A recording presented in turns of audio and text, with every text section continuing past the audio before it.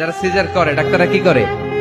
কেটে দেয়। বাচ্চার পা ধরে মাথাটা নিচু করে নিতম্বের মধ্যে থাপ্পড় মারে কয়েকটা, তারপরে বাচ্চা ওয়া ওয়া করে কেঁদে।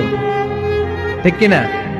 আমরা আমাদের কানে শুনি ওয়া ওয়া, আসলে সে আল্লাহর কাছে কেঁদে কেঁদে ফরিয়াদ জানায়, বলে আল্লাহ 9 মাস 10 মাস মায়ের পেটের ভেতরে ছিলাম, কেউ তো খোঁজ খবর নিল না, তুমিই তো আমার এই নাভির সাথে মায়ের জরায়ুর একটা লাইন দিয়ে, ওই এক লাইনে খাবার, এক লাইনে পানি, এক লাইনে বাতাস ঢুকিয়েছো। 9টা মাস এই খাবারের লাইন আমার ঠিকঠাক ছিল, আমার টেনশন ছিল না।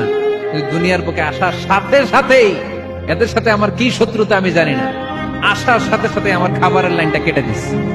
আল্লাহ একটা মাত্র খাবারের লাইন ছিল, মানুষগুলো কেটে দিল, আমি এখন কি খাবো? আল্লাহ বলে কাঁদিস না, 8 মাস যেমনি খাওয়াইছি এখনো খাওয়াবো। সুবহানাল্লাহ পড়ে। খাবারের একটা লাইন ছিল, কেটে দিয়েছে। একটার বিপরীতে তোর মায়ের বুকের ভেতরে এখন খাবারের 2টা লাইনের ব্যবস্থা করে